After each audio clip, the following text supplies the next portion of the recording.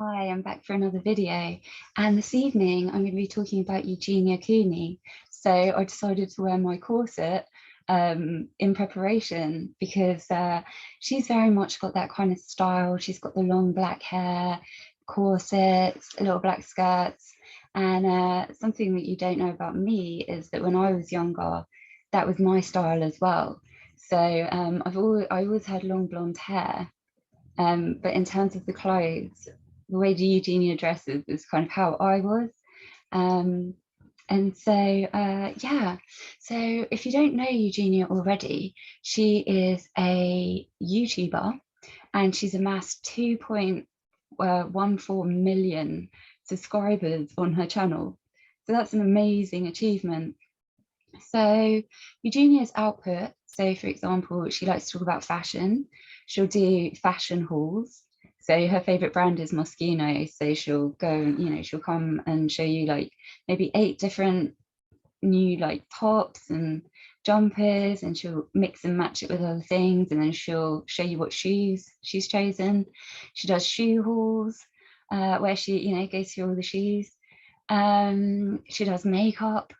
And when I was more in my kind of gothic looking phase, I used to wear quite a lot of makeup and I used to like to experiment with it. But then I kind of went, probably from about the age of 24, I just kind of went into this more natural look. So, sometimes I don't wear makeup at all.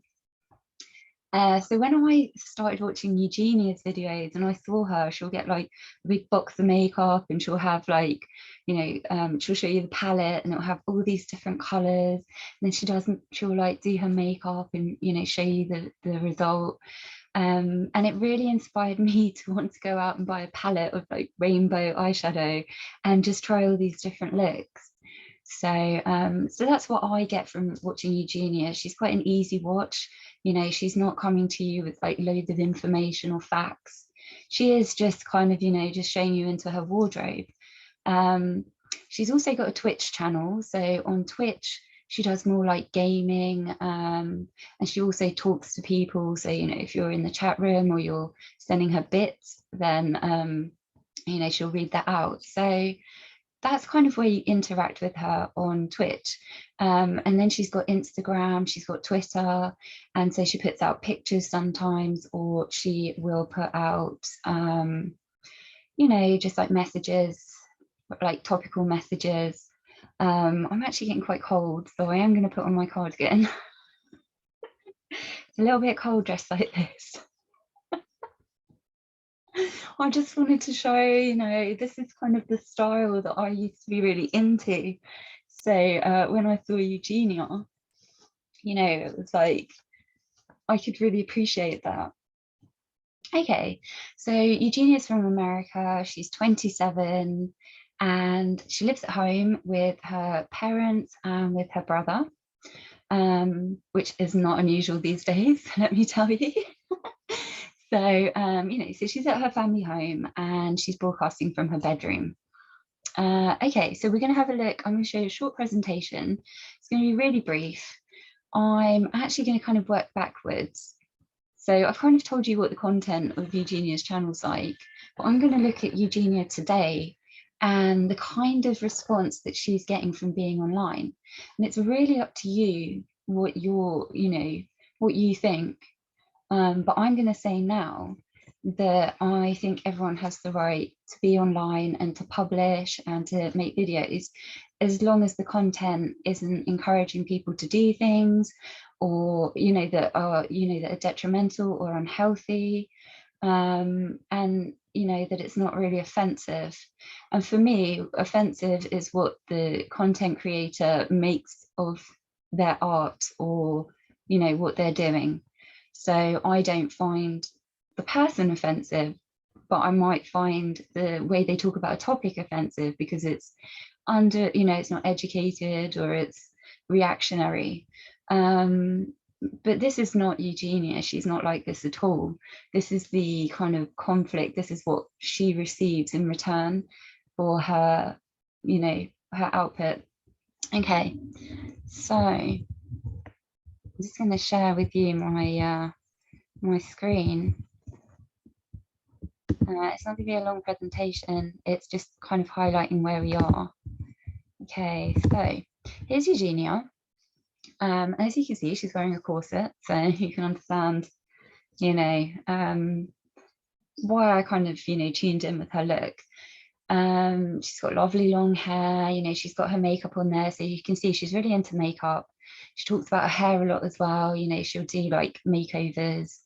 And she's always wearing different clothes, and I mean, her wardrobe must be vast. Let me tell you. I think what's apparent about Eugenia, and I can tell you this because she's talked about it, is that she's got an eating disorder. Now, she's never said what that eating disorder is. She's never told us what her diagnosis is. But by way of what's happened in her life, she's explained it to her followers. She kind of had to because of how the situation came around, which I'm going to tell you about. She kind of had to tell her followers what was going on. And other than that, she hasn't talked about her eating disorder or how she feels about food at all. She's only done it by way of 2 interviews. And, you know, that's not what her channel's about. So she never talks about these things. I have never watched Eugenia, and I can tell you now, I'm not making this video because I just, you know, decided last night. This is something that, you know, I've been conscious of doing for about 6 or 8 months. And it's because in that time that I've been watching Eugenia, I've watched backlash, and I've watched some really venomous stuff coming her way. And so I guess I feel protective of her in a way from a distance, but I don't know her. So, you know, I just, you know, I observe what she's talking about. I listen to the things that she's trying to show me instead of being distracted by what might be going on in her personal life. You could say that I'm kind of not looking at the full picture, but my position is that many of us out there have disorders for different reasons, and we still need to have a voice, and we still need to have activities. And if the activities that make her happy, things like fashion and makeup, make her happy, and that's her outlet to find, you know, some enjoyment, I don't see that we should be putting barriers on her. And I think that you'll kind of see where I'm coming from when I tell you about this article.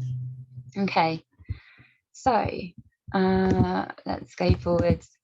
Okay, so this article came out in the Sun, and it's after a series of things happened, but it highlights those things. And so I might as well go through it kind of in order of this article. Now, what I would say is Eugenia's made it into the Sun newspaper. So this is a tabloid from the UK. They will have no interest in her. They won't have been watching her. This is just a topic. So, and actually the Sun don't make any comment either way. They don't say they agree nor disagree with the content. They're just telling you. Okay, so the headline is troubling claims YouTuber Eugenia fans. Troubling claims. Get there in the end. Troubling claims YouTuber Eugenia Cooney's fans sign petition to remove her channel as dangerously thin star promotes eating disorders. As I said, doesn't talk about eating disorders, doesn't talk about her own journey, other than in these 2 very specific interviews, one with a therapist. So, you know, it wasn't like she just sat on camera and started talking. She actually had a structured interview. Other than that, I've never heard her talk about it at all, ever. I've heard her have to defend herself from time to time, and we're going to look at one of those videos.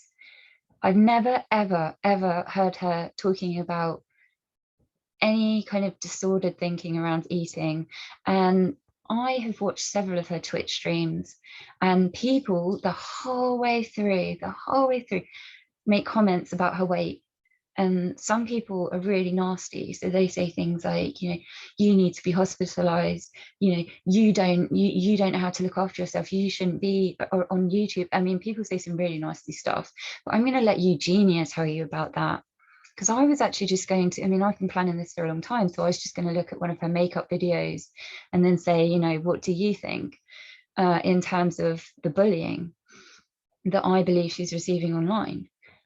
But now in the last 2 weeks, she's actually put out a video talking about how she's been targeted for what was essentially a bit of a wardrobe malfunction online, like, you know, while she was broadcasting, and she's also had one when she took a photo, and the backlash, she's not promoting anything, she's just taking a picture of herself, and the people that are looking at it don't want to look at it, they find it offensive.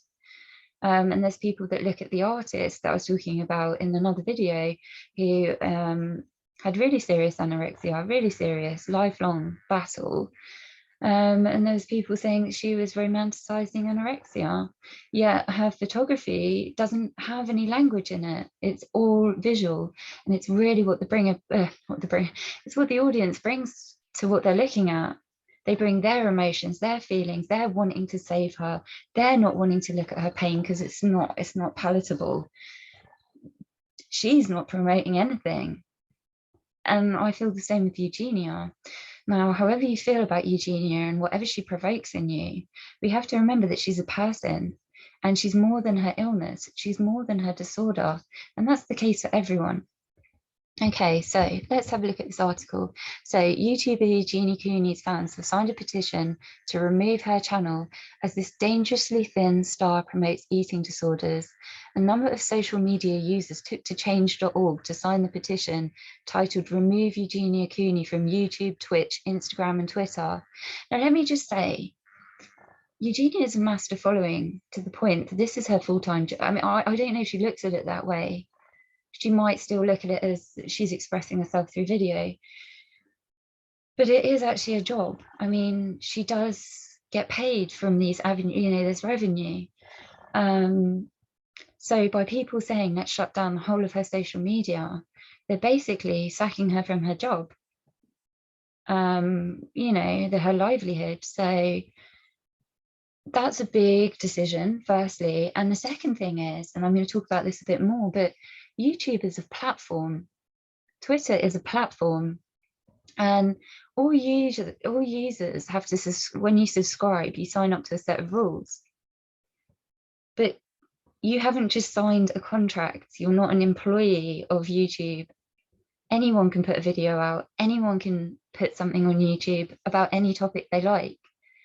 And providing you don't, you know, kind of go against their guidelines, and in terms of guidelines, it's about content. So it's like what you know, if you've got like a hateful message, or you're encouraging people to do, you know, you're vocally encouraging people to do things that are either detrimental to their health or to safety, you're going to get taken down, you're going to get banned for life. I mean, once your account gets closed and you get taken off these things, depending on what you've done, you might get like a temporary ban to teach you a lesson.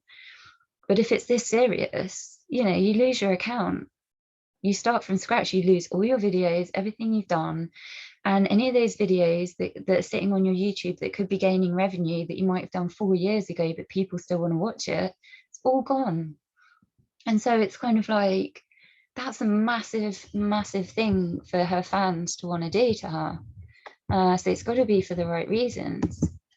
Okay, okay, so Eugenia, who's an American internet influencer, has amassed over 2 million followers across social media platforms. Well, that's not true. It's actually on her YouTube, she's got over 2 million.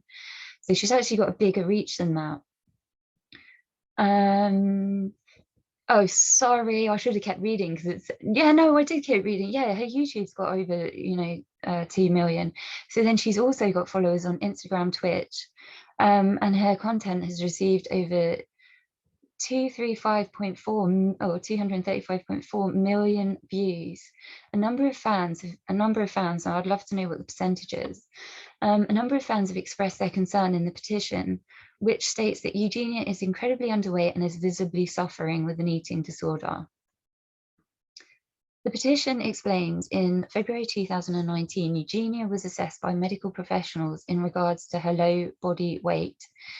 and put on an involuntary treatment order, or a 5150, which is that's what they call it in America. So what happens is you'll be assessed by a medical team, and it's not a case of, we think you need to come into hospital, would you like to come with us? It's a case of, we're taking you in because you're in serious danger here. Okay, so it's a 72-hour psychiatric hold for assessment of her mental and physical health. Eugenia was subsequently hospitalized for what many speculate to be an anorexia nervosa. Now, we shouldn't be speculating, and I'd just like to make it very clear, she's not said that. So we have no right to be speculating what someone's diagnosis is. You know, it's one thing if you speculate it, you know, in your head or amongst a couple of friends and having a coffee. But, you know, people are going online and telling Eugenia what she's got and what she is and how she looks and what she needs to do and who she needs to listen to. And what you have to remember is we're a whole bunch of strangers. Okay, so they're saying that they speculate she had anorexia nervosa, a deadly eating disorder with the highest mortality rate of any mental illness. That's true. Has a very high mortality rate because it's such a complicated illness. Okay, so the YouTuber returned to the public eye in July 2019 alongside Shane Dawson in an hour-long documentary titled The Return of Eugenia Cooney. I thought it was a really interesting documentary. I think that, well, you know, it was an interesting documentary. I think Shane was very cautious that he didn't want to upset Eugenia, and he didn't want to trigger her in any way about the things they were talking about, because, you know, at the end of the day, he wanted her to be able to tell you in her own words. He didn't want to be, he's not like a journalist trying to eke out every bit of information. He's actually someone who's in conversation with her and wants her to kind of, you know, just be able to feel comfortable to, you know, talk on her own terms. 32 million people to date have watched that interview. Okay, so this is Shane and this is Eugenia. So you can see it's a couple of years ago.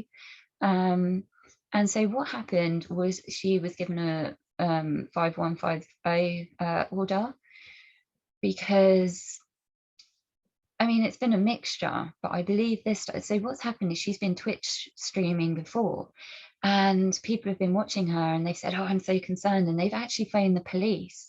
So one day she was streaming and the police turned up. Well, she didn't know that. So her, you know, one of her relatives came into the room. They weren't on camera, but they said to her, you know, you need to come to the door. And she was just like, well, why? I'm not expecting anyone. And they're like, no, you need to come now.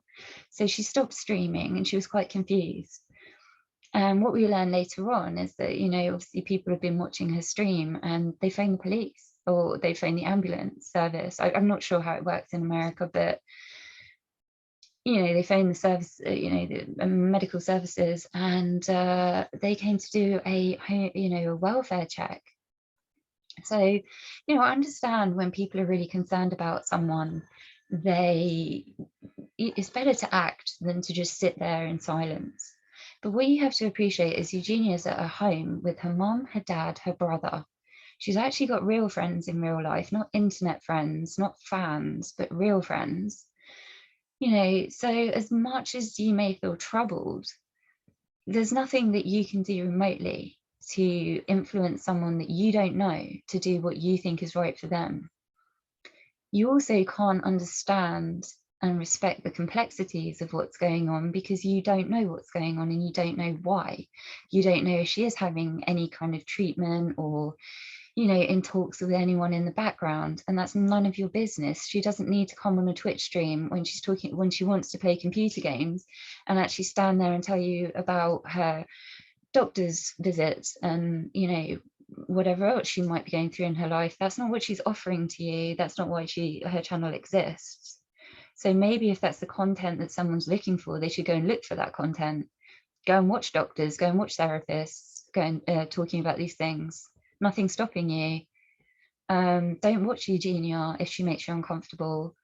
You know, if you're triggered by her material, then, well, no, they're not triggered by her material, they're triggered by her body. That's what they're triggered by. And as I'm going to explain, it gets worse the way that people try and twist everything that she does and every little mishap that she has into this, you know, something to do with eating disorders. You know, it's really cruel. So this is why I'm doing this video. You know, I've looked at other people's perspectives when on their terms they've talked about their you know, their eating disorder. She's not doing it on her terms. She's being forced at every angle. So and she's being bullied at every angle. Okay, so let's go back to the article. I mean, we can see a picture of Eugenia there, and you know, some people say she should be covered up, she shouldn't, you know, she's not well, so she shouldn't have her arms on display. And it's like, A, she might not see it like that, and you know, that would be part of, if you know, her eating disorder. And B, it might be the other way. It might be that she thinks, this is my body, this is what I'm living in. I want to wear a little top. It's a hot day, I'm going to wear a little top. Why can't she? Why can't she wear fashionable clothes? I mean, you know, we go to the other side, don't we? You've got people now who are saying, you know, I'm overweight. My body's not in great shape, but this is my body. This is where I am right now. So I want to wear a nice dress. I want to put on a nice pair of, you know, jeans. I want to, you know, same for the guys. They're like, you know, I may be really, really slim, or I may be really overweight, but I don't want to be treated like an outcast. You know, why should I be treated like that? Why do people have the right to talk to me like that? And that's why you're getting these movements now of people championing body positivity. And I have my own issues with that movement in terms of really underinformed people talking rubbish about health, you know, and health implications. But in terms of the sentiment, which is, this is your body today, you're living in it, so make the best of it. I totally agree with that. And I don't think anyone else should be going around calling you out on your body. I mean, you can call out someone if they're committing a crime. You can call out someone if they're like being abusive. But to just go up to someone and judge their body, it's like, wow, it's incredible. Anyway, and it does nothing for their position either. You're not helping them. You're not doing anything. If anything, you're probably building up a barrier. According to the petition, Eugenia speaks vaguely about her struggles with an eating disorder, however, does not divulge which eating disorder she suffers from, nor does she encourage others to get help. She doesn't encourage others to get help because she doesn't talk about it. That's the whole point. She's not in a position to sit there and say, oh, I think you should get help, because her video is about a computer game. It's about a makeup box. If she was making an awareness video or a campaign video, she would be giving you support lines, she'd be telling you where to go. That's not what she's doing, and she's not in a position to do that. Let's be fair, you know, she is, you know, somewhat in the grips of an eating disorder, you know, we can't deny that, and she's talked about it. So I don't feel like I'm attaching a label, or, you know, attaching anything to her. You know, this is part of her journey that she's discussed. But she, and I really respect her for this, instead of just answering all these abusive messages and constantly talking about these things, she chose to talk about it in a manner where she felt comfortable, where with Shane Dawson, she could sit down with him and he gave her the opportunity to be herself. And I'm going to show you in a minute, she sat down with a therapist, again, who was like, okay, let's play makeup and you can talk to me and tell me stuff. And she knew she was going to get the presentation of a girl. She knew Eugenia's little girl was going to come out. So if you watch the therapy, no, it's not therapy, sorry, it's not therapy at all. She's talking to a therapist, as in they're both trying to kind of bring some awareness about her situation and also about eating disorders, because whenever you talk about it, you're bringing some kind of perspective to the debate. You know, so it wasn't a therapy session at all. That's not her therapist or anything like that, but it was just someone who works in the field, who has an understanding of, you know, kind of how it works for people in terms of their thinking, you know, and what's useful and what's not useful to say. And, you know, and I can tell you now from my own disordered thinking, you know, if you said to me, oh, you look, okay, someone said to me one day, she said, oh, your dress, it's really flattering. You know, it looks really good on you, it's really flattering. And I was just like, what? And I went away and I was like, Why, she thinks I'm really fat. She must look at me all the time and think she's so fat, and now she's wearing a dress and it just makes her look thinner, and so she's like, that's quite complimentary. You know, she couldn't say anything. You know, she could have said, you know, oh, that looks really good on you, and I'll be like, why did she give me that look? Why was she doing it like that? Why did she say it like that? Did she really mean it looks awful?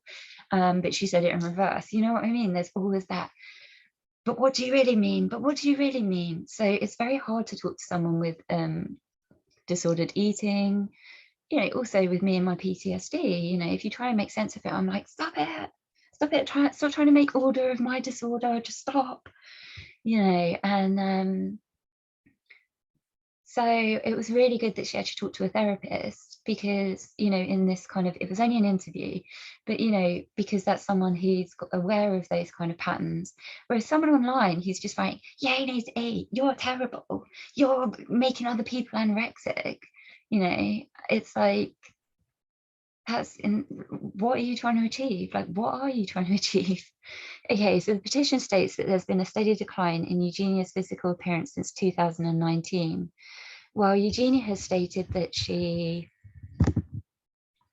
oh, okay, well, I obviously didn't capture that other bit, but they're saying there's been a steady decline. And I'd say if you look at Eugenia's kind of, you know, body of work, she's always been very slender, to the point that she's probably always had this kind of eating disorder in her life. And that's quite apparent. There's never been a time where it's like she's you know, kind of fluctuated in weight particularly. And I would say that I mean, up in her weight, I have seen kind of a slight, you know, where she's kind of probably got a bit lighter. So I understand what they're saying. I totally understand that. But again, they're trying to be saviors, and I'm afraid that you can't do that on YouTube. Okay, so Eugenia reportedly doesn't eat or drink during her videos on Twitch, while she refers to those concerned after her low weight as haters. No, she doesn't refer to everyone as haters. I'm going to show you an example of what she, in fact, we'll come back to that, because I'm going to show you an example of some of the messages she gets. And then you'll understand why she uses the word haters, and I couldn't agree with her more. What you've also got to understand, like, she was watching Twitch one day and she made this point. People write into her while she's live and they say, I'm a doctor, and I just want to tell you, you know, you really need to get help, and blah, blah, blah, blah. And she's like, you're a doctor. Guess what? Everyone's a doctor. Everyone's writing to me telling me they're a doctor or a psychologist, or, you know, like, and, or I know what you're going through, I've been through it. She's like, everyone's doing that to me. How do I know you're a doctor? And I think she makes a really important point, and she lays down a boundary there. She's got a doctor in real life. If she didn't have a doctor, she knows how to find a doctor. There's, you know, she lives in America.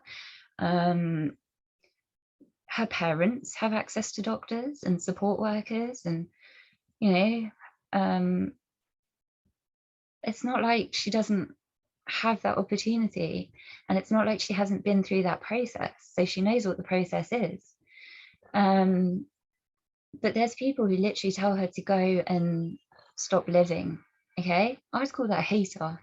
I wouldn't call that someone who's telling you to basically, you know, waste away. I wouldn't call that someone giving you constructive advice. I call that someone full of spewing hate. You know, there's certainly no and I think they're probably doing it because they're like, she's influencing other people. But hopefully what we've kind of gathered through, you know, my videos, you know, with different people with different eating disorders, is that none of them have said, oh, I saw someone on TV and it triggered me. Oh, well, you know, I saw a photo of someone in a magazine and that was it, my life changed. We've had people who've been bullied. We've had people who have become very self-conscious because of experiences in their own life. So, for example, someone someone they know has come up and made a comment about their body, and it sent them into a spiral. I've yet to discover anyone, and I'm not saying there isn't anyone, yet to discover anyone saying, I saw someone with anorexia nervosa and now I'm anorexic. you know. And maybe if she was talking about her routines and her philosophies on her food, you could say that she was, you know, creating somewhat of an awareness of how to have an eating disorder, but she's not. We are judging her on her body. That's the only thing we're judging her on. We don't have a snapshot into her head. There was another point I wanted to make about that, but it'll probably come back into my brain again later. Okay, so after stating that 9% of the population suffers from eating disorders, you know, let me give you the only statistic that I'm going to give you in any of these videos, because I don't believe in statistics. I think they're nonsense. But they say that 1 in 3 people with eating disorders are men. It's quite a sobering thought, because, you know, people don't think that, you know, it's a big thing for men. They're all saying, oh, it's not really, some men have it, yeah, but, you know, it's a women's thing, or it's mainly girls. It's not mainly girls. And that, you know, that statistic could be wildly inaccurate. It could be 2 in 3. You know, it could be, you know, if we put it into percentages, you know, what's the percentage? It's high. And so let's say 3% of that population of sufferers are men. Do you think that they were watching Eugenia Cooney? I think that they probably had an experience in their life that started it, because being thin or wanting to lose weight is always a result of something else, of a feeling of inadequacy, a feeling of not being able to control your emotions, but being able to control something else, a feeling of, you know, it's, you know, it's something I can be good at when everything else is going wrong. And what I want to say about Eugenia, and that's what I was going to say a minute ago, she was bullied. She was bullied at school. This girl is not a woman, lady, you know, she's not just been bullied online as an adult, she's been bullied at school. So I would suggest, and I don't know Eugenia, and I don't know anything, okay, I've never met her. But just knowing that she was bullied at school, I don't know when that started happening to her, but I would have thought that would have been a key moment in her eating disorder. And if she didn't, or if she already had an eating disorder, I would suggest that was probably a key moment in it getting to a dangerous level. I don't know that. I don't know that at all. But I don't see how someone can be bullied at school and not look for something to channel that devastation in, that anger, that upset, that mistreatment into. And if that is a source of Eugenia's issues with food, I would suggest that the only reason why she would want to have a break from YouTube would be for her own mental health, because what is happening to her now is she's being bullied by adults. And it's so funny that adults try and teach children not to bully each other and not to be mean to each other, and yet they learn those patterns from adults. And it's very much adults who teach them how to interact in their formative years. And how can you have an adult who says to a child, don't be mean to other kids, and then sits there with their friend going, oh, she's disgusting, she's awful, look at this one, look at that one. I was sitting on an aeroplane, and there's only one reason why I didn't say anything to this woman, and it was because they had been so nice to me and they looked after me, and I wasn't very well. I was flying to Japan, and I had like a really long flight, and I got really sick, like really sick, like, you know, being sick, and it was making me really emotional as well, so I was having a bit of a crisis. And, you know, I was sitting next to this lady and her husband, and yeah, and I was put near the window, and I'm a bit claustrophobic about that. I get quite freaked out, so I said, can I sit in the aisle? And I was also like, I'm feeling a bit sick, so I actually might need to run to the toilet, so I don't want to keep. So her husband was like, yeah, sure. And he sat near the window, and, you know, he was all crunched in, and I felt really bad, but I did run to the toilet quite a few times. And what happened was, there was a woman sitting, like a lady sitting over here, and she was really slender, and she was doing what I'm doing. So I'm sitting here cross-legged, and she was obviously, you know, she needed to stretch out her body. And so she just kind of flopped down and touched the floor. So it's like she's in cross position, but she's touching the floor with her hands.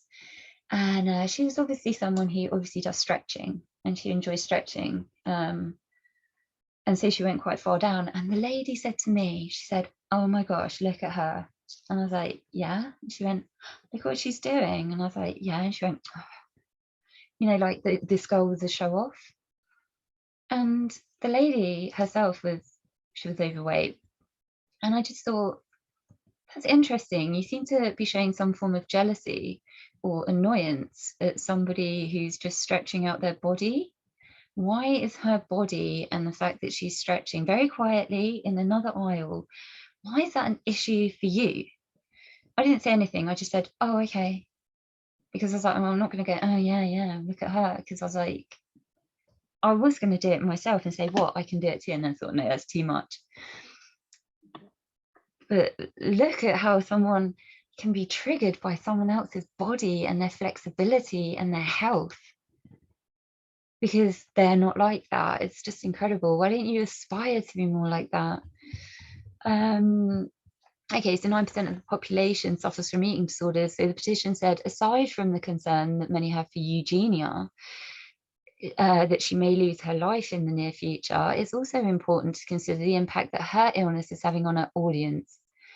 It is saddening to know many young people look up to Eugenia and wish to look as she does, emancipated. I'm going to show you, I'm not even going to go into this, I'm going to show you a video at the end of a different lady called Valeria, who has a severe case of anorexia. And she was diagnosed with anorexia, and that's what she tells you. And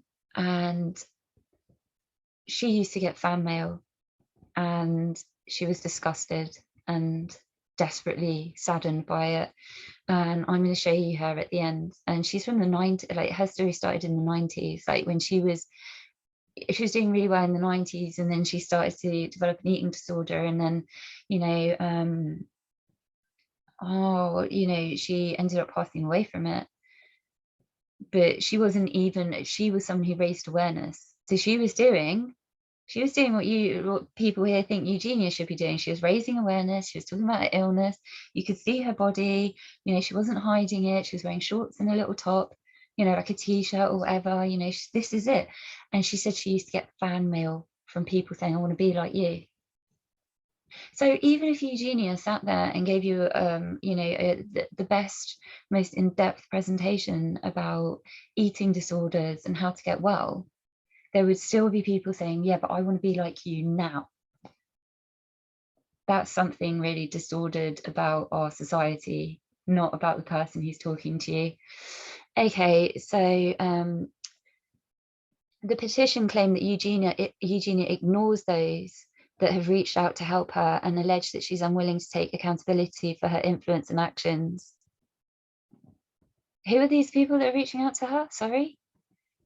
All these people that are being really nasty to her, not putting it in nice terms, putting it in really nasty terms, who don't know her. Okay, so if you had a bunch of strangers crowd around outside your house and shouting up to your window, "You need to eat this, you need to wear that," would you listen to them, or would you be quite freaked out by it? Because I'm telling you now, I'd be scared. Okay, so the writer behind the petition, who shared that they have also, so this writer has also suffered anorexia nervosa. Until Eugenia engages in treatment and is willing to talk about her experience with an eating disorder, it is fair to say that she will continue to waste away in front of millions of people. These people are concerned for her health and safety, many of them reaching out to local authorities in her area. Unfortunately, there's nothing that we as outsiders can do to help Eugenia. Damn straight there's nothing you can do, and you know that better than anyone. So what the hell are you doing?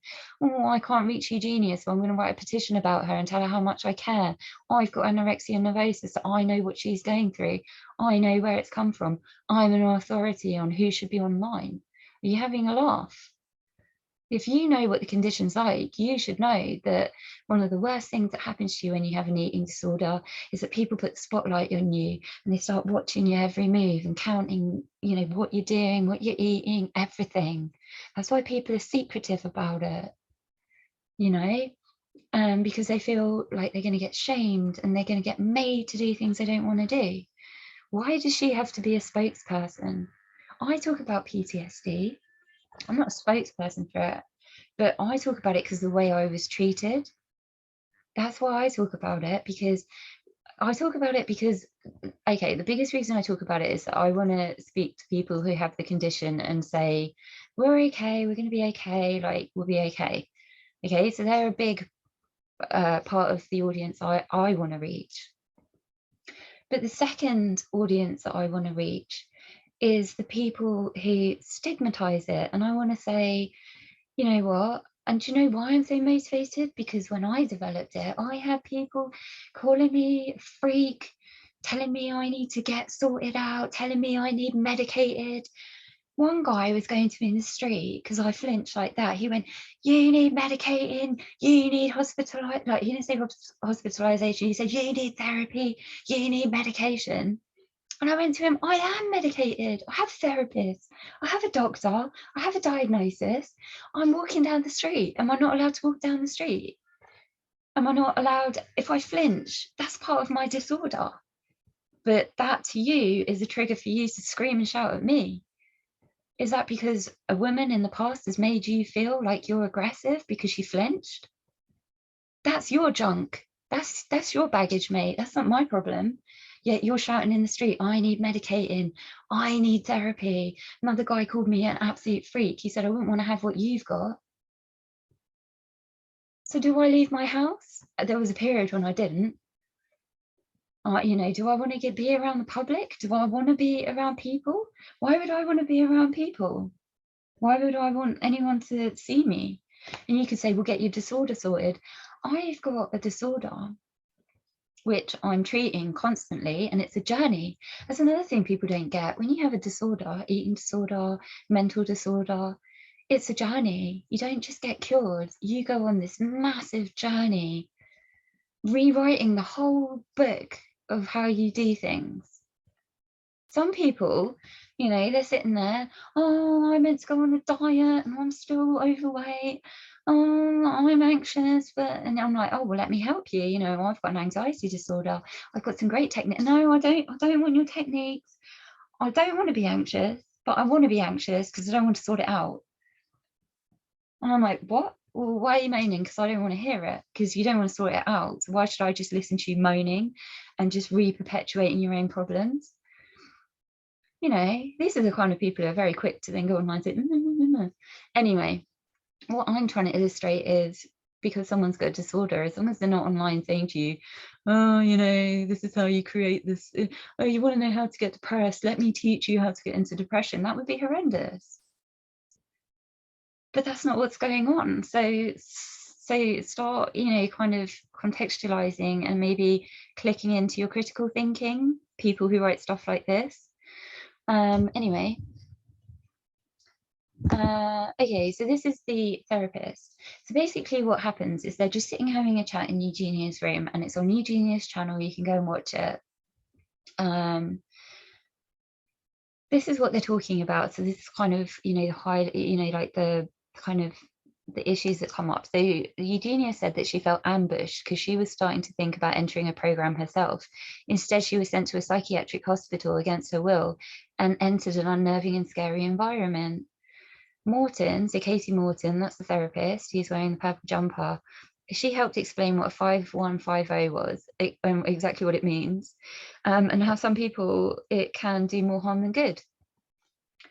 Absolutely. Eugenia got put in a facility with people with mental illness. She didn't get put in a facility which was very specific for what her condition is. She got put in a group of people who have all got different issues, different concerns, and different levels of illness, and so that they can process you and assess you and then decide where you go next. I can tell you now, this was one of my greatest fears. When I got PTSD, there was people who would say to me, we need to send you away. We're going to call the authorities and stuff like that. And it used to scare me to death. And I knew they were wrong, because I was seeing a therapist, and I have been every single week at the same time religiously. I was also with a doctor, so I was seeing my doctor every month. I also had medication, so I was medicated. So she was monitoring that as well. I need some drink.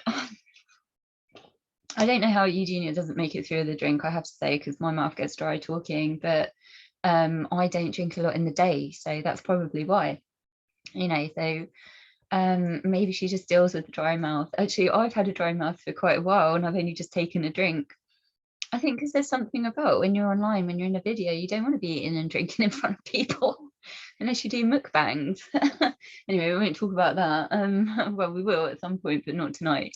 Anyway, so I think this is a really important video. I mean, Casey Morton comes along and explains, not just, she's not explaining it to Eugenia. Eugenia's been through the process. She's explaining it to the audience.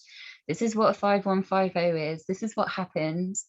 And as she says, it can do more harm than good for some people. And I can tell you now, if I had been sent to a facility for assessment, I would have been scared out of my wits, because one of my friends had schizophrenia, and he's told me what it was like when he got sectioned. And he said, I was in there and there was a guy who was literally on another planet.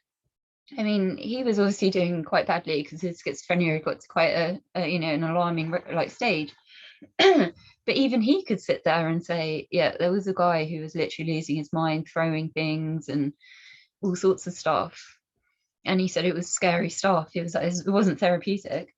And then I spoke to another friend the other day, and she said the same thing. You know, I've been, you know, a patient at a facility before, and you know, I was with all sorts of people with all sorts of problems, and it's not therapeutic to my problem. And I knew with PTSD, okay, I'll tell you something about PTSD.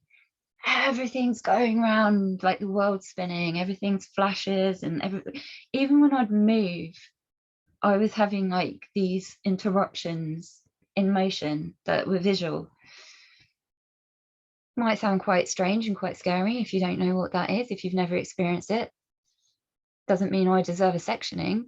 So so for me, what I needed is somewhere really calm and really still.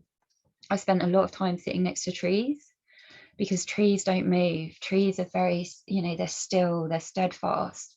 And you know, I needed calm. I couldn't deal with any sounds. My senses were on overload. So if I'd been put in an environment where I'd had a guy throwing things at the wall, and like, I won't tell you what else he did, but it got pretty dirty, I would feel like I was going out of my mind. And I really felt like I was going out of my mind. So I just want to make that point. You know, people don't think about that, but it's not actually, you know, it's actually a scary thing. And Eugenia may well have been thinking about getting herself some help. And if she was, I think that's amazing, because that shows that she's becoming self-aware. So then to kind of be you know, pushed into a facility and like taken through this scary journey that she wasn't ready for, you know, I think that's quite alarming. However, what I would say is I totally understand her friends, completely understand her friends. I don't understand the twitch when the viewers phone in. I don't get that. I just don't get that. I really don't. You know, you're too far away to do anything. But her friends intervened, and they were actually quite upset about this interview, because they felt like the therapist said, you know, it can be really harmful for people, you know. And the therapist had actually talked to them about how you know, how it all works. And so they felt pretty upset, because they felt like, you know, this video is kind of saying that they put her in this really difficult position.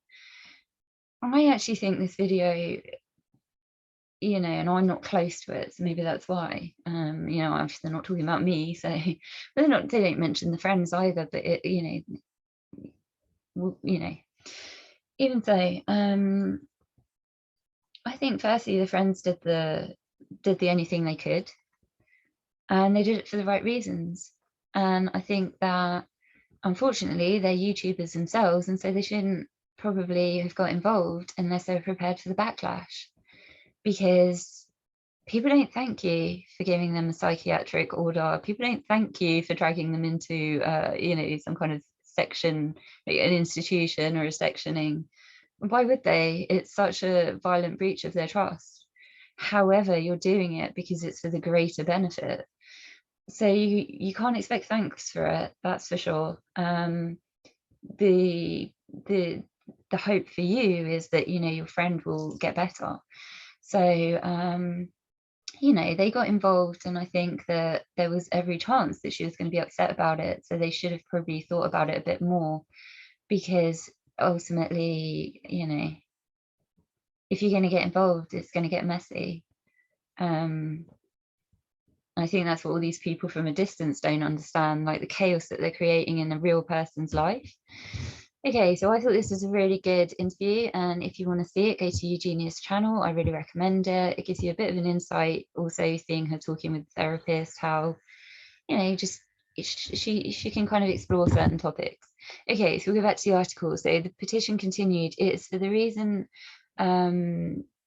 it is for this reason that we ask YouTube, Twitch, Twitter, and Instagram to step in and take an active role in temporarily removing Eugenia from said platforms while she receives the help that she so desperately needs. Many people are afraid that Eugenia will pass away before she's able to receive treatment. By removing Eugenia from these platforms, she will no longer be bombarded with comments regarding her low weight, which only seem to encourage her eating disorder. Do you know what? These people aren't encouraging her eating disorder. At the end of the day, they may be compounding it because the stress they're creating, but they're not encouraging her eating disorder. She's the one who's in control of it. People think like when you've got an eating disorder, you're out of control. No, you're in control, but unfortunately, you're going down the unhealthy path. But it's you're still in control, so you can change your ways, you can adapt, you can trust people when they say if you put on a bit of weight, it really will be for a benefit. You can, you know, she's not sitting there like not able to move. She can take control of her life, you know. And I also would like to say that when people go through the, you know, when people are really seriously ill, they don't have the energy to be doing these things. She wouldn't be on Twitch all week and stuff like that. Her ill, you know, if her eating disorder really takes its grip, it's going to tell her what to do. In fact, if anything, she will lose control to the eating disorder in terms of what it's doing to her body, you know. And all these people who seem to think that she's not having an awakening, she will be having an awakening. If we look at, so I talked about Nikki Graham earlier this week, she came to the realization in her 30s, like a lot of people do, that she wanted a baby. She was told in her teens that that's never going to happen, directly as a result of her eating disorder. Nikki ended up developing curvature of the spine. That wasn't because of, you know, any repetitive kind of, you know, movements and things that it's because her bones weren't receiving the nourishment that they needed, and they were starting to, well, she developed osteoporosis, you know. And sometimes, you know, your body will tell you, your body's going to tell you, your body I mean, I remember, I don't want to go into it, but okay, let's put it like this. When you don't eat, you get this sick feeling. If you continue not to eat, that means you override it. But you don't feel well. You're not well within yourself, you know, and because your body can't be. So ultimately, at some point, for everyone who has an eating disorder, there's moments of realization. And that can be when you want to do something and you can't do it anymore, or you can't do it until you get well. That's kind of what really kind of sticks out to people when they've got a disorder. For me, with PTSD, it's like, oh my gosh, what if I lose my creativity? And then I think, you know, if I get EMDR therapy, I'm still going for it. Like, don't get me wrong, I'm just talking about apprehensions. But at the same time, if I don't get it, I won't be able to fully function in society the way I used to, because I've got too many sensitivities. So there's always a downside if you don't go for the healthy option. You know, I can say, oh, I can do what I want. I can write still, I can go online. Yeah, but I want to go to a bar and see a friend and chill out without, oh my gosh, you know, I want that. So ultimately, Eugenia will be having these moments too, where she realizes her limitations. Fans noted that they care about the YouTuber, and her fans writing, this situation is more than a few fans concerned who are worried about Eugenia. Yeah, I wonder how many of the people that signed the petition actually watch Eugenia. While we are worried about her, we are also concerned about the impact that Eugenia is having on her audience and detrimental effects of her content, which is about beauty and makeup. at the end of the day, Eugenia is an influencer, and to have an influencer, is to have the capacity to have an effect on the character, development, or behavior of someone or something, or the effect itself. Actually, no. An influencer can only influence as far as you let them into your life. So if you've got a problem with watching Eugenia, or you're finding it triggering, and I'm not talking about these haters who are like, oh, I'm triggered, I'm going to tell you, you need to like fall off the face of the earth. Now, I didn't care about them. I'm talking about people who genuinely have eating concerns. If they're triggered, they need to log off. Okay, so you know, don't watch, because it could have a detrimental effect on you if what you're doing is what other people are doing, which is focusing on Eugenia's body and not on what she's saying. But you know, I'll be really honest with you. So I'm someone with disordered eating. How did I feel when I first saw Eugenia? Let me just quickly share with you. Okay. So I'm someone who's, you know, had a real issue with disordered eating. Again, I'm not telling you what my past is or my story, but what I will tell you is that I've got those triggers. Okay. So if I see someone, it can trigger me. And it doesn't have to be someone online, it could be someone in person.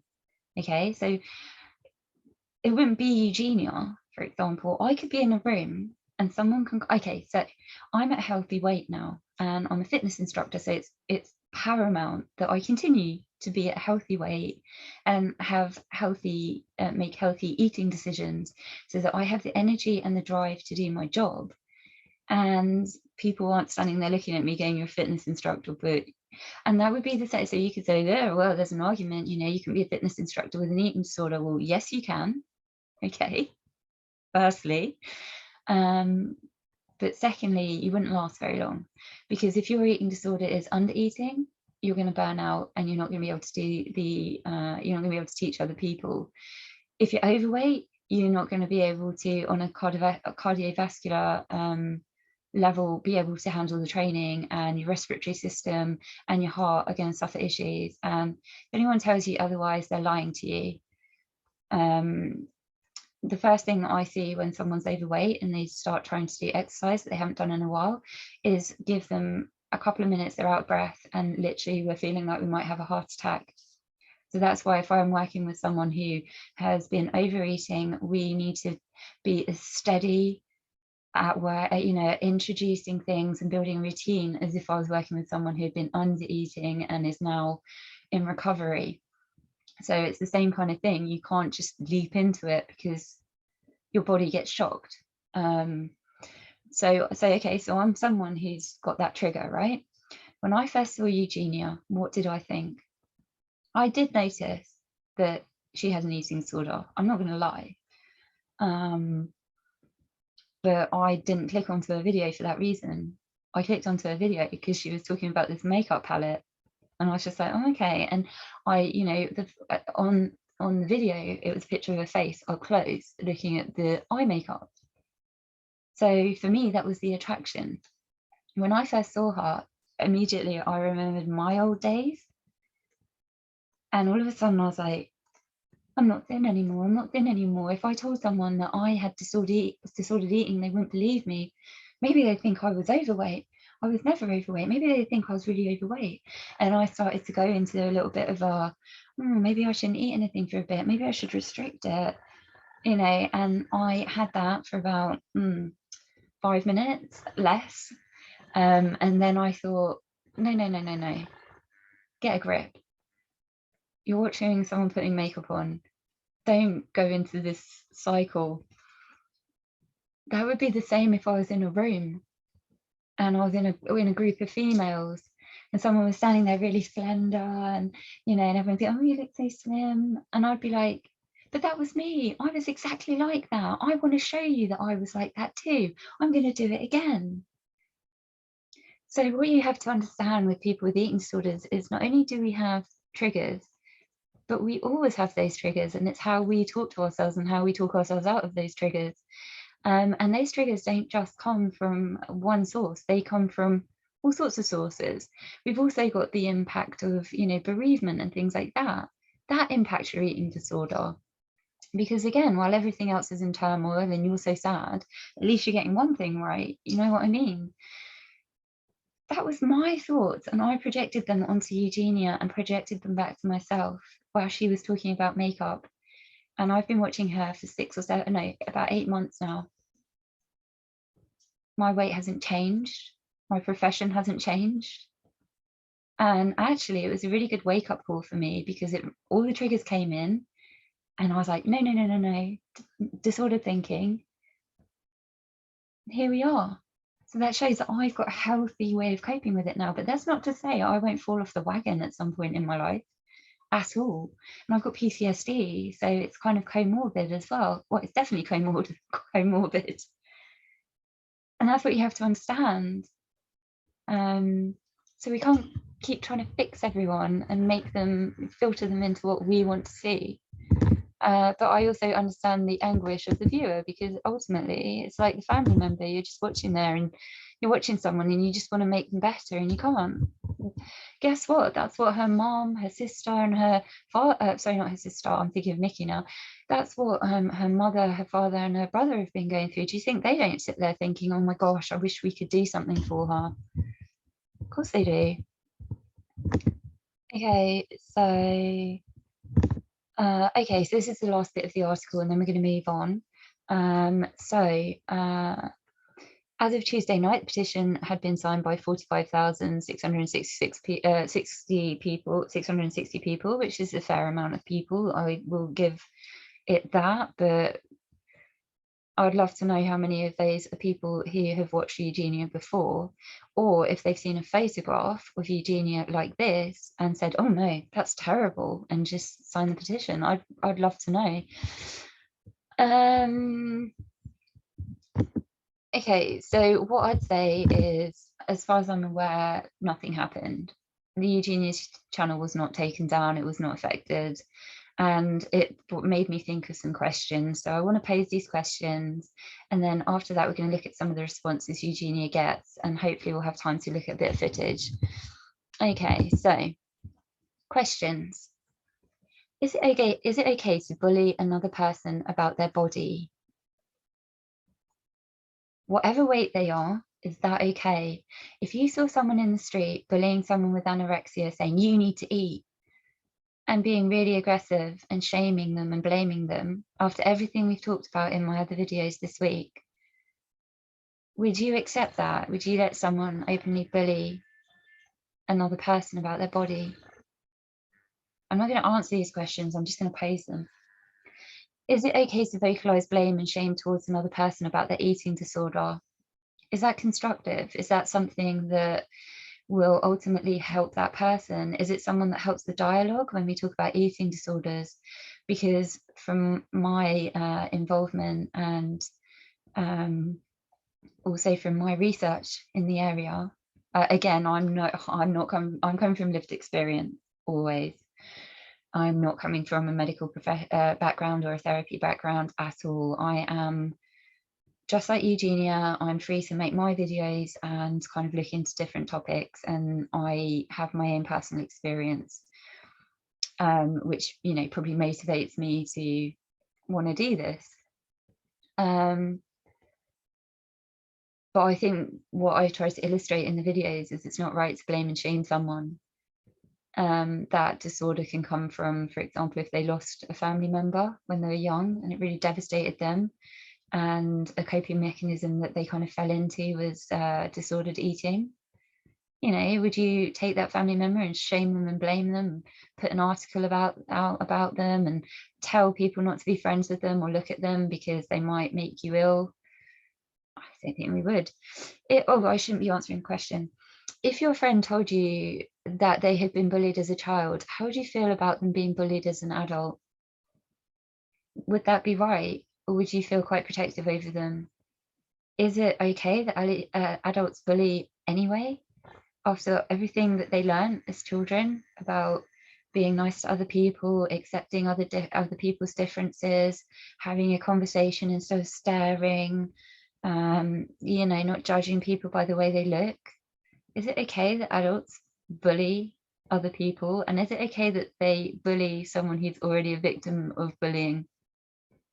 So if your friend was had been bullied as a child and you knew that, and then you went out for the night and a group of people were harassing them and like making fun of them, wouldn't you feel even more protective over them because you're like, oh my gosh, they've been getting this their whole life, and because they've been getting it their whole life, it's in their psyche as a young person, as a child. It means it's going to be really lodged, and there's going to be a lot of things that come up around it. You know, it's a bit different if you're an adult and you haven't been bullied in your life, and then someone says, I don't like what you're wearing, you look terrible, look at you. You're kind of like, oh, where did you come from? Whereas if you're someone who's been bullied your whole life, it can be triggering all those memories. Can you have a personal relationship with a person without interacting with them? So you've never spoken to the person, you've never had a personal dialogue, you don't know their history, you don't know where they're coming from. All you know is a snapshot into their life of like a couple of activities that they're into. Does that mean you have a personal relationship with them and that you can tell them how to live their life? Is it okay to bully a YouTuber over their body? Okay, so let's take it up a gear.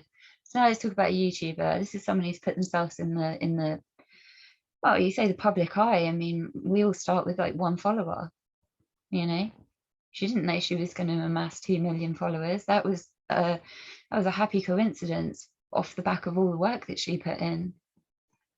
You know, that's you know, what she didn't know how much attention she was going to get. So now we're saying, now you've got attention, you've got to modify yourself, you've got to change yourself, you've got to script yourself, you've got to cover yourself. No, in fact, you're not even allowed to do anything until you've had certain psychiatric treatment. But you know, that's effectively what we're doing, what's going on. She's been bullied over her body, and she's been bullied into treatment, which you would never do on an individual basis because it's unethical and it's wrong. Eating disorders are considered a mental illness. Is it okay to bully a YouTuber who you perceive to have a mental illness? I'll just leave that one there. I think it says it all, really. Is it okay to call out someone with a diagnosis they didn't supply and then wish them dead?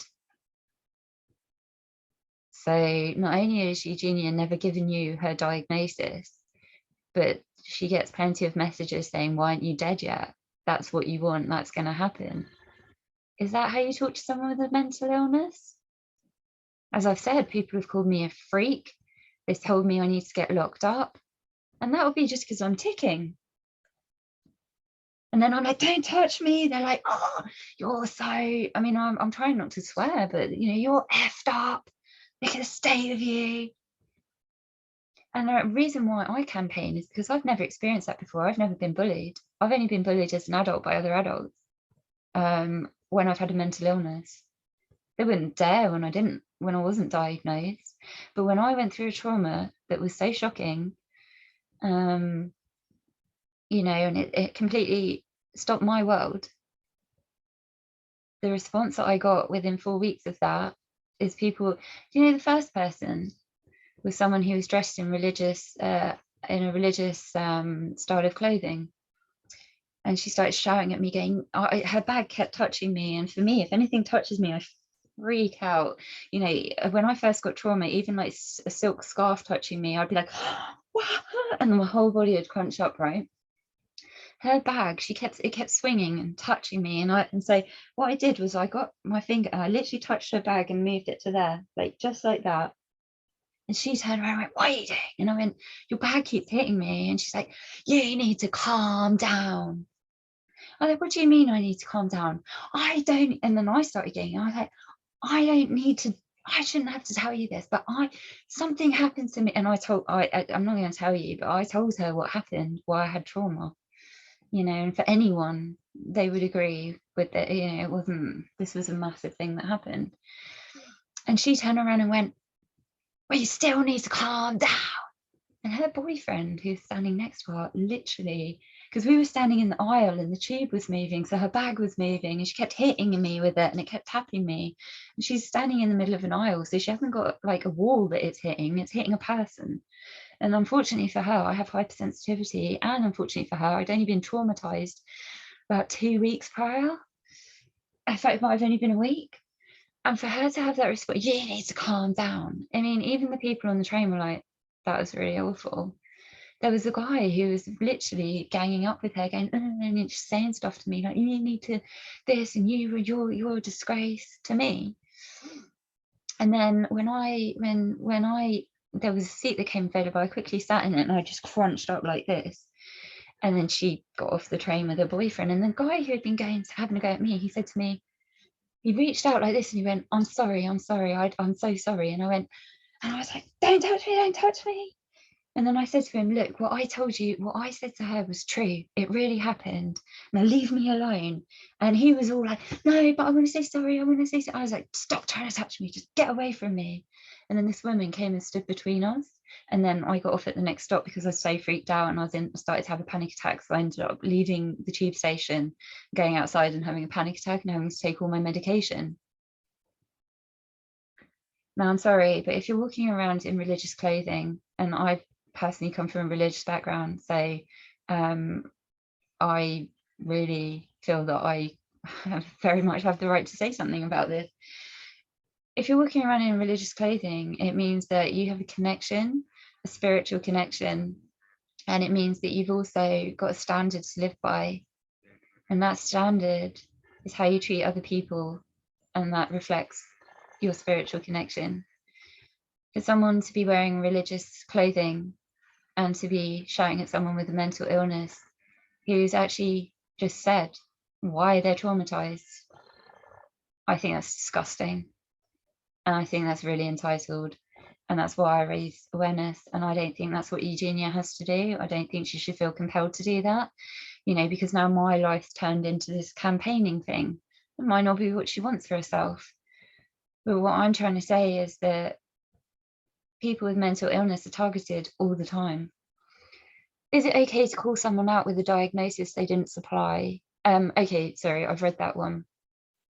So why did I start talking about mental illness again? I think it's because I just saw the question again and it just kind of set me off. But if I didn't tell you what I have PTSD and you went, oh, you're so PTSD, that would actually be quite insulting, because it's like, you don't go around labeling people with things. Like, you get diagnosed by a psychologist.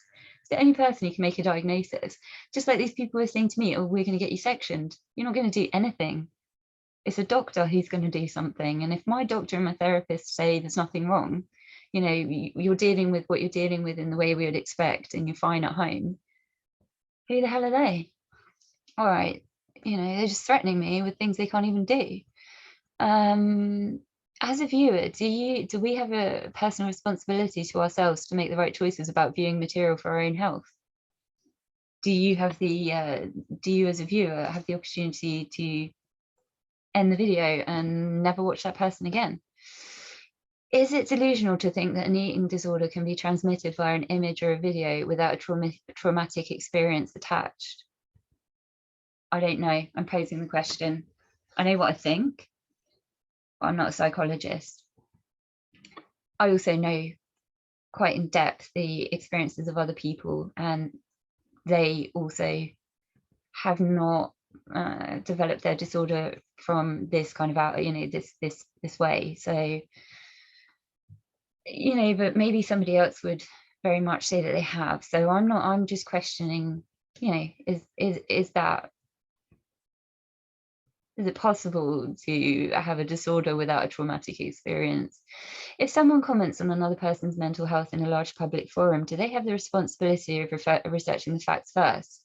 So all these people who are writing absolute nonsense, ludicrous stuff to Eugenia, is it kind of their responsibility before they do so to actually learn what an eating disorder is and learn what the symptoms and the strategies are? Or can they just be provoked by someone's body?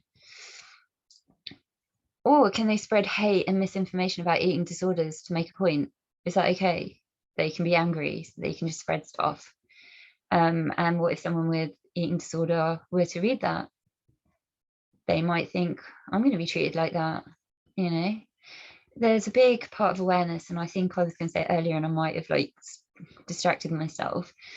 A big part of awareness in eating disorders at the moment is stigma around eating disorders. So not being able to talk about it, not being able to say what you go through, not having anyone to talk to at all, you know?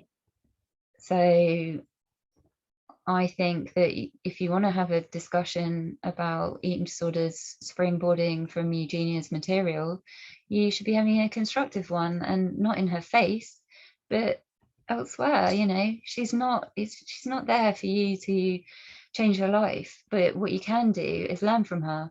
Just like the author I was talking about, Michael Krasno, he wrote a book about his eating disorder. He had anorexia nervosa, and he didn't write it because he was trying to create he wasn't trying to, he just wanted to create awareness for other men. That's what he was trying to do. He just wanted to say to other men, it's okay, it's not a women's disease, it's a human disease, it's a disease of the mind as much as the body. And I'm going to be quite open about what happened to me, not because I want you to copy me, but because I don't want you to ever do it. But then people will say, well, you've just written a handbook for people who do have a disorder, who can copy what you did. So you can't win. Anyway, would it be, okay, this is my main question now. Would it be ethical for YouTube to enforce a minimum and maximum weight range on independent content creators?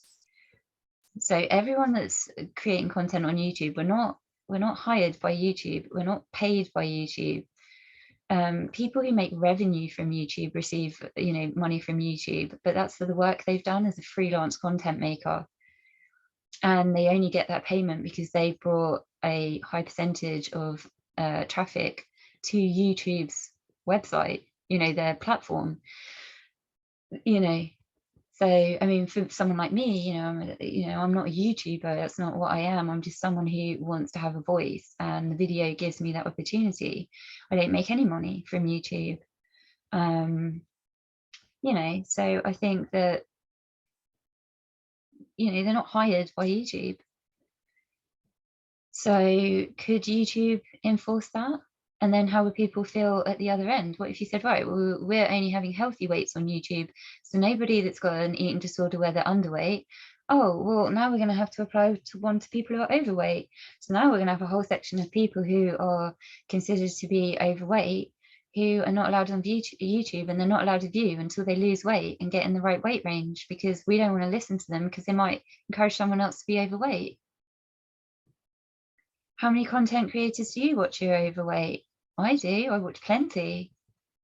And I watch them because of their commentary. So I wouldn't be able to watch those people, because just like Eugenia, they would also be slapped with a ban. That's something to think about. It's all very well and good looking at one side of the debate. You very much have to think about the implications for everyone else, though. Okay, so now I really want to look at some Eugenia posts. Okay, so all Silver Clouds has made their own comments, as you can see. And you know, I couldn't help it. Okay, so Eugenia put this picture out in January. So what I take from this picture is that she is showing us her dress. She's got a really nice kind of silver dress.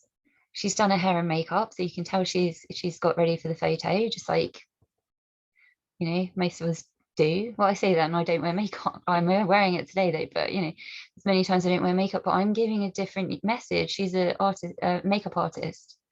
Whereas what I'm talking about, you know, I don't even really need, you know, I could probably do it just as a podcast, but you know, I like to interact. Okay, so someone's written to Eugenia about this and Eugenia's text for this picture. She said, have you still got is it just me, or do you still have your Christmas tree up? And this is on the 31st of January. So that's what her question was. This person wrote, I know some anorexics who knowingly give in to their disorder with the knowledge that they'll die at a much younger age because they feel their life is more fulfilled living in that way.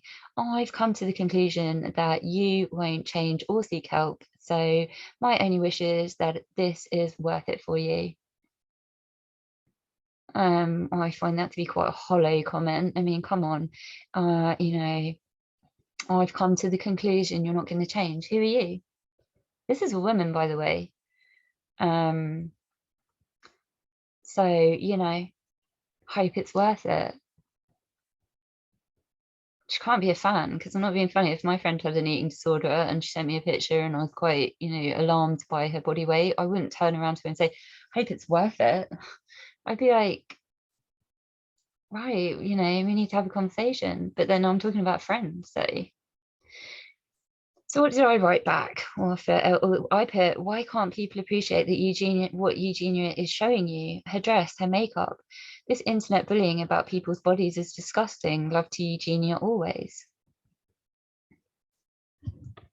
Because I don't know who that message was for, but it's not going to do anything for Eugenia. It's just horrible.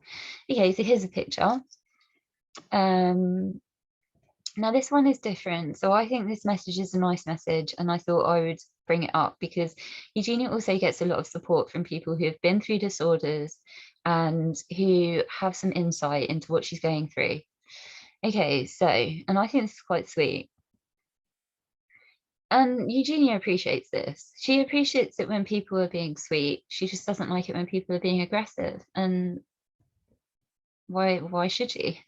Okay, hey Eugenia, coming from a recovering ED patient currently, I just wanted to let you know you're not alone. Even in the darkest of days when it's most difficult to eat or even look at food, you are not fighting this alone. There are so many people that love you and have your back, and I'm not going to sit here and say, get help, this is so sad, because that doesn't help in the slightest. I'm going to say, hey, I hear you and I feel you, and I want you to join me in fighting back for our, I cut it off, but for our health. Okay, so this is someone on Eugenia's kind of wavelength here. Okay, so that's not offensive. I don't think that's offensive at all. I think that's very sweet. She acknowledges, this is a woman, this is Alison, she acknowledges what Eugenia is going through. She says, I can relate to it. And she says, you know, I just want to say, I hear you, I'm here for you. And funny, because Eugenia hasn't actually said anything, but I think it's the fact that we can see, you know, we can see something's going on. And so I think that was a really sweet message. I didn't write anything because, you know, I thought that was at the top of the message tree. So I was like, let's leave it there. Okay, here's another one for Eugenia. Why do people continue to tell her she's beautiful? You're just supporting and enforcing the idea in her head that she's beautiful this way when she's not. She won't get help with so many people enabling her. And I wrote, do you think this type of post is useful? Do you know how eating disorder, do you know how disorders work? It sounds like you don't. Eugenia gets as much hate as she gets love. I'm telling you now, if you go onto any of her social media, you will find the most hateful comments that I've ever read on someone's Instagram. So I don't really see, and she is beautiful. She is a beautiful person. She's an attractive girl. That doesn't mean she's healthy. That doesn't mean she's ugly. She's very beautiful. She's very talented. She's very sweet. She's very positive despite everything. But it's having a knock-on effect on her, because now if you watch her videos, every video she's like, guys, I'm really sorry if I said this, I'm really sorry, oh, if you don't like my top, I'm really sorry, oh, well, I was straightening my hair and I changed my mind, so I'm really sorry if you wanted me to have straight hair. It's turning her into a nervous wreck. Well, no, I don't want to say it like that. She's not sitting there like super anxious, but what it is doing is it's making her modify and modify and modify what she says and her behavior, and I think that's quite sad, because I like her personality and I don't want her personality to be filtered through everybody else's like needs of her, when, you know. Okay, so I think this is the last slide. Okay, so here's a video that Eugenia put up, and she was walking in the street, and she was a little bit, let's say, it was a bit clumsy, if you like. You know, she was it's not that she was power walking or striding, you know, but she was wearing really high heels. Okay, so what response did she get to this? So all she's done is put walking. That's the title. That's Eugenia's post. Someone put, this is so heartbreaking. And someone else said, love the outfit, girly. And the next one, this feels like it came from the deep web. laugh my arse off. I mean, how nasty is that to say something about someone who's got an eating disorder? A picture of you looks like it's come from the deep web. I mean, that is disgusting. And if there was a hate button, not hate button, sorry, that's the wrong phrase, a dislike button, and I could put it on their message, I would. I don't want to reply to them and get into a war of words or anything. I am using their stupidity and their disgusting sense of humor to highlight a problem. I don't need to converse with someone like that. But, you know, if they'd put, I mean, I think it's ugly anyway for them to say that and to bring that element in, but to finish it with laugh my ass off. So you don't care then. Now, this is a really controversial picture, because this is where Eugenia was wearing this little Santa's outfit, and a lot of people were saying, oh, you know, didn't you get in trouble for wearing that? Isn't it offensive? And I think it's because she's kind of it's a revealing outfit. And I think it's a difficult call because she's a young woman. And if you saw, you know, there's so many young women who wear outfits like that, you know, and they've got a more curvaceous figure. And guess what happens to them? I mean, I was only thinking about it earlier. I had a friend who lent me a top that she used to wear, and she lent it to me one night because I was staying at a house and I didn't plan to, and then we were going out, and she's like, just borrow like a top. And I put it on, and someone made a comment to me because at the time, this is before things went a bit pear-shaped for me with eating and stuff. You know, I had a bigger bust than my friend, and the person said to me, you look like really slutty in that top. And I was like, what? Why? Because I was wearing it with jeans, and they were like, you look, you know, it's not like I was like, everything was already short, and even then I can wear that if I want, but you know what I mean?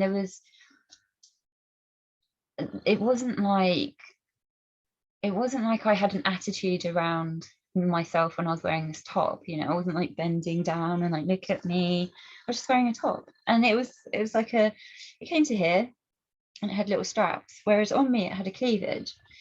And they said, yeah, you look really slutty. And I was like, but so and so wears it, you know, it's her top. And they were like, yeah. And I said, but she wears it with a push-up bra. And they were like, yeah, it looks fine on her. And I went, but it looks slutty on me. And they were like, yeah, but you've got real chest, so you know, you look like a tart. And I'm just like, okay, so it's okay if you have a smaller chest to push it up and put it into certain clothing to provoke a certain look.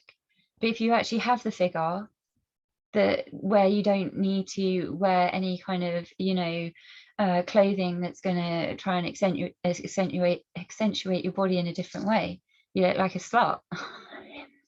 Well, so this is why, you know, what do you do with people in their big mouths? But I must say, you know, this is obviously quite a revealing outfit, and for that reason Eugenia is revealing the extent of her eating disorder at this current time. And for that reason people think that, you know, well, there's this kind of backlash that she's showing it off, that she's promoting it because she's like glamorizing it, or she's saying, you know, look at my body, and wants to get some kind of feedback for that. I more think that she's a 27-year-old. She's got a 27-year-old mind, which is, you know, when I was her age, I had loads of clothes. I liked wearing different clothes, makeup.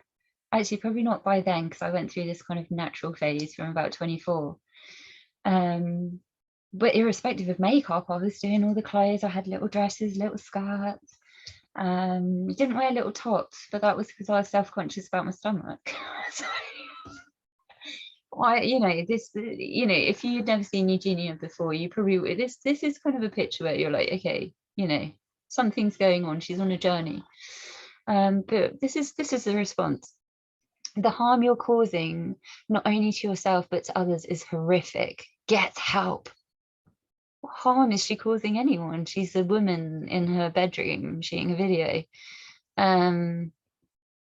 You know, how else does she wear this outfit? Or is because of her weight, is she not allowed to wear an outfit like this? I don't know. I wrote, did you know that people with eating disorders form their patterns from experiences, sometimes trauma?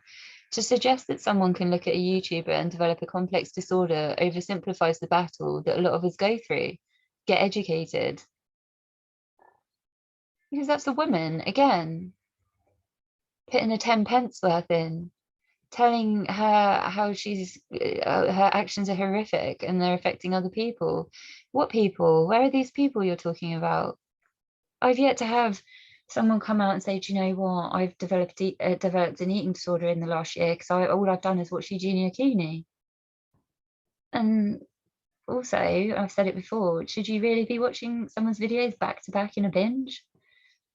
I watch a lot of true crime. I love psychology, so I watch a lot of true crime. I hear a lot of severe cases. If I was to listen to that, I mean, I'm kind of, with PTSD, I've got a really, really high threshold for like, I haven't got a high threshold, I've got hypersensitivity, so I haven't got a high threshold in physical situations, but in terms of listening to material and hearing really harrowing stuff, I've got literally, you know, I don't really have a point at which I'm like, stop, because, you know, so then I have to say to myself, do you want to sit and listen to 4 hours of like true crime talking about some of the worst things that people have ever done? Or do you want to have a break and watch Eugenia Cooney talk about putting on the makeup, you know, looking at a makeup palette? You know, so it's something to think about. Who's this? So this is another person, I think it's female. It's true that she is unhealthy and in great danger. I just wish people had the same energy for obese. I've cut it off because I was actually reflecting on the top comment. I see. So this is someone who else is a bit like me, who's trying to challenge this idea about Eugenia, because, you know, they're basically saying, you know, there's people who are overweight online, you know, and you don't put this energy into them. Some of them they do, but again, they'll go to people who do things like mukbangs, who are like really overweight, and say, stop eating, you're influencing kids. And one of my favorite mukbang people, Nick Avocado, he said, sorry, I'm influencing kids to be overweight. He said, what kid has access to $120 to pay the food bill that I have to pay to eat this amount of food? Like, get real. And also, unless you are in a kind of disordered thinking pattern, why are you going to look at someone else who's unhealthy and want to be like that? Because you're essentially saying, I want to be unhealthy, you know? Okay, so I think that's it for the slides. Oh, we've got one more. People were writing stuff about her video. So she did this video, which I'm going to show you. Someone put, so Eugenia said she thinks she might be sick. She actually had COVID, but she hadn't got her diagnosis at that stage. I don't know if she had taken the test. And someone's put in quotes, I think I'm getting a little sick. We know what they're implying. I know. They've put, I think she's getting sick. That is a massive understatement. Next person. I just don't get how this is allowed to continue. So scary. Gillian, wow, okay. Then we've got someone else here. I think this might be oh no, it's a girl. It's crazy how sometimes you think this can't get any worse, and then you come across a new video again after months of not checking in, and you see how it's worse. Stop checking in. Why are you checking in? I don't understand. You're finding it too troubling. Okay. I think that might be it now. All right, so we're going to watch a bit of Eugenia, and then I'm going to leave it for you to make up your own conclusions. I'm just putting in my personal opinion. I'm not telling anyone what to think. I'm not telling anyone how to approach Eugenia's videos, but what I am telling people is that if you're bullying people online about their body image, think about how destructive that is. Think about how, if someone's coping mechanism is to have disordered eating and you're causing them that amount of stress, think about how you might be impacting their eating disorder, their mental health. Eating disorder is a mental illness, so I don't know really how you think you're benefiting them. I have no idea. Okay, so we're going to look at Eugenia. So let me just share Eugenia. I'm going to be quiet for a bit and let her talk. You know, I've been talking for ages. I've had one sip of drink. You know, it's doable. This is how it is when you're online. You know, because you don't really want to be sitting there, you know, dropping your food or getting food in your teeth and talking and stuff. You know, a lot of people don't like eating in front of other people. It's not a phenomenon. It's actually like quite common. Okay, so we're going to share YouTube. So I'm on Eugenia's channel. Okay, so let's just play a bit of Eugenia.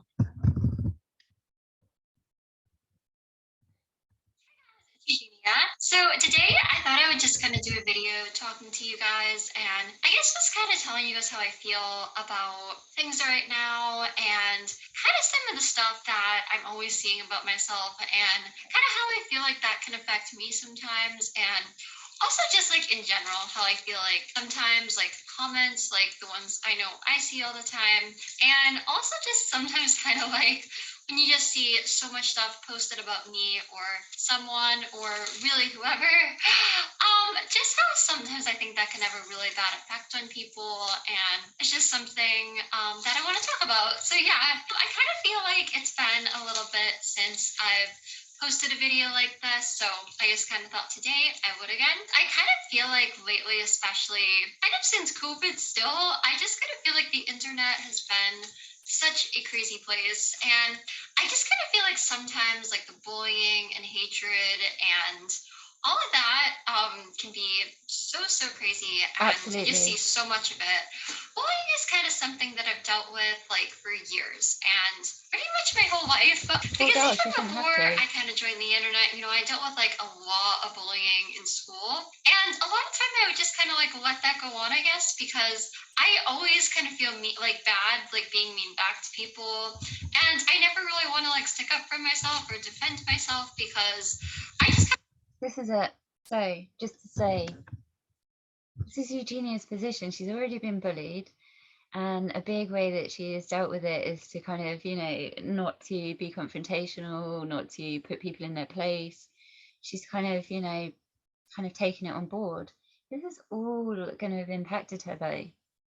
So, you know, it's, you know, okay, I don't want to interrupt, but at the same time, I'm breaking the video up a little bit. kind of can have a really hard time